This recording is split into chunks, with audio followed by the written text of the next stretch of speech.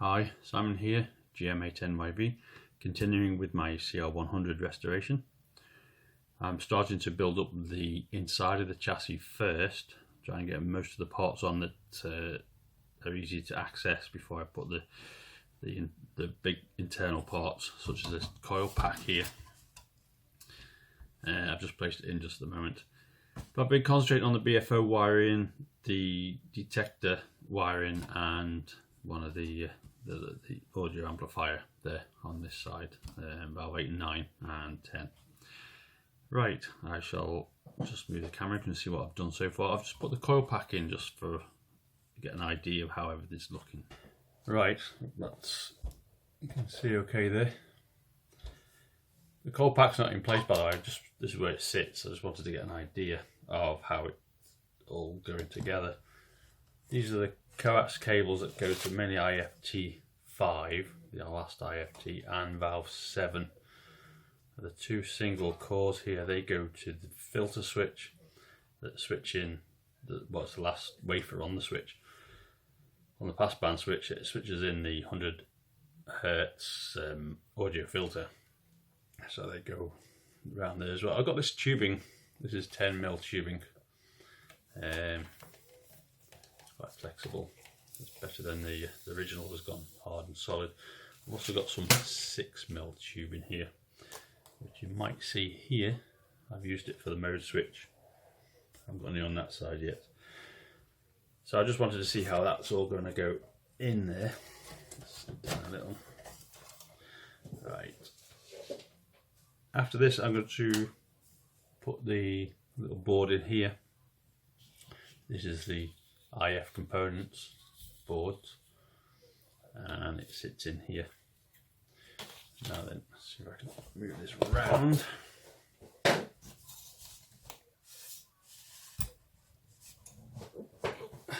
Look, I'll keep that in just now and get an idea.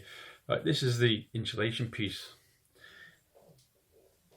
There's 4 countersink screws on the back that have gone back in, and you've got nuts on them.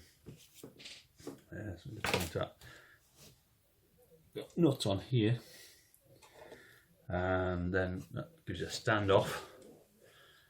This can then go on here, and then I've got a couple of nuts in just now. I'll put that one in. I thought it had washers on this side. I really thought there was washers, but I tried it before and it's quite flush with the washers. They don't go flush.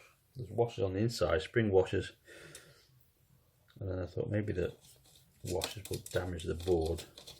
So that's the 4 nuts that hold in that. Now what goes in the bottom of here?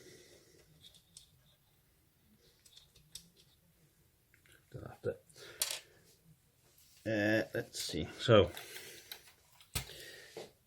in these places there's capacitors. Now then, I have put small wire on each one, different colour. If I remember rightly, when these capacitors were in, that's one that goes in there.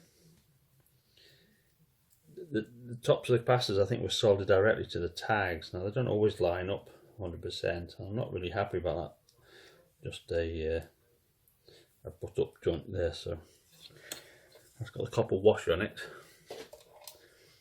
It had a copper washer on it.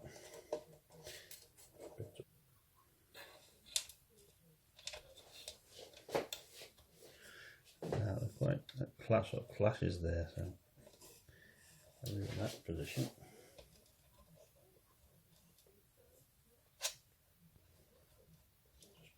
Get one on now for give an idea what it's going to look like. Let's see what we'll do. Right, this is the capacitor here. It goes to R36. So I put a small little wire on. I'm going to just make a little loop round there, and make a small loop. That's See, I'll just solder it onto the tag. I'll do that with all the other capacitors here. I've got them all with the different. There's a yellow one. I've sort of colour coded these. So we've got the high tension on the anode side, the screen grid side. I've got the blue as the cathode. I don't know what I'll put the green as. Anyway, so these are going to go in and mount up with the appropriate resistor. From there I need to wire into the valves here. Now the other board, I haven't bolted this on, but it's a similar sort of idea. So the back plates are on, there's 2 nuts on here, but there's only 1 nut. I'll just put the other nut on it, and then that will sit over the top, and I'll put the nuts on. Now all that, if you remember, the pass band switch goes in here, and then that, with that board on, was in there. So it's going to get quite crowded now to try and do any wiring. So my intentions are to do this board first. This is, I think, will be the very last thing that I'm going to wire up. That's the coil pack.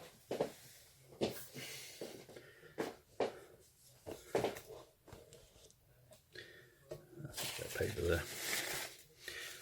This is a little border mounted. So just hold it up. I was a bit worried about the connections being very close to the valve, but at the moment I had a good look and it's not touching. So you can see how crowded it's going to be to try and get all these connections in, especially with this other board in. So my intention is to get this wired up. I'll wire this board up, but I'm not going to have it mounted on here yet. I'm not sure how easy it'll be. But obviously that goes on that side in there. So I might just lie that flat, wire it up, swing it into place and see if I can get the board in behind it. So hopefully I'll have those wired up there. And then the coil pack after that, they go to the valves there. Coil pack wiring is nicely coloured. I've coloured them in, but they weren't originally, they were black and white. We've got the yellow, it tells you which valve, pin 3, valve 2, the black's the ground. These are the ones that go underneath, go through the chassis, and this red here goes to R14. That is the mixer section, just one section. I've done it for every other section, so that's what to do there. Right, this is the, turn it around that way, take that out there. This is the mode switch. Now, one other thing I was going to do, right, this is the original on-off switch. Single pole toggle. Doesn't feel very nice. It's made of metal and it's 80 years old. Well, what I'm going to intend doing, I know it's not quite in keeping with the radio, it has altered the design a bit. Where the mains comes in, I'm going to use a IEC type plug with a built-in filter, and then run, this is new switch, brand new, it's 2-pole, so I'll switch both neutral, live and neutral. And it's a bit bulkier than the other one, but I think there'll be room, so that'll just bolt on the front there. Bit more substantial switch, so I'd rather use that. I think it'd be a bit safer, and an input filter instead of the capacitors that are on the main side. Right, so far so good. What I'll do now is I'll wire up the little capacitors. I'll put all these in and see how it goes. Well, that's the capacitors now soldered in, mounted in properly. A bit tricky, not the easiest things to get into. I've still got another set of wires to go on them that have to go to the valve pins. Now I've got that mounted, I'm going to continue with my sheet that's here for doing the HT connectors. the next thing to do is probably these. This actually goes to a capacitor here, and then from here it goes up to the screen grid connections.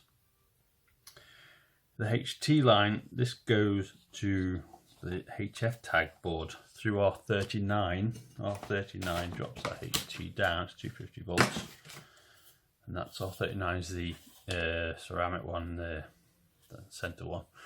That was one of the ones that were burning, so I've actually stepped them off. The bigger wattages than the originals, although they look smaller, they are a higher wattage, and I've stepped them away from the Paxlin board, tag board.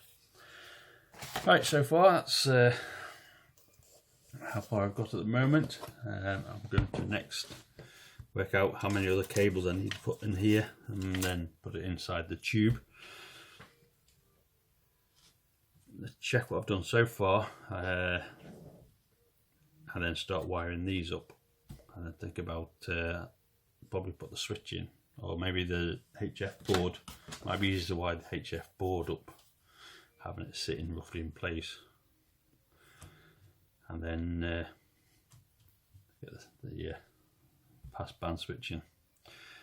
As they're starting to get a bit more crowding, might also leave that metal plate off this board for a while after I put the coil pack in. I don't know, we'll see how it goes, but it's quite a tricky.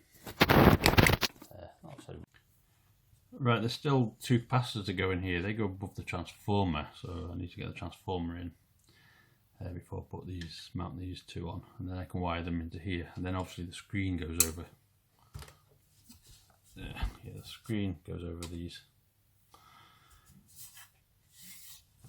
These have to go probably around the transformer. I think there's a couple of cable clips. I have to have a look again at the pictures I took. But basically that's it now. So I shall finish off wiring up these valves here on the IF stages. I thought I need to make a block to hold that, stand that off the ground while I put IFT cans in. There's the other side, rattling in there. So that's it with the capacitors bolted in, and I thought of just a wooden block to sit it on while I get the IFT transformers in, especially along these edges, just to balance it up. So once the IFTs are in and wired in, then I can concentrate on the stuff on the top. So there we go, that's how far I've got. Progressing slowly. Right, thank you for watching, and see you next time. Bye bye.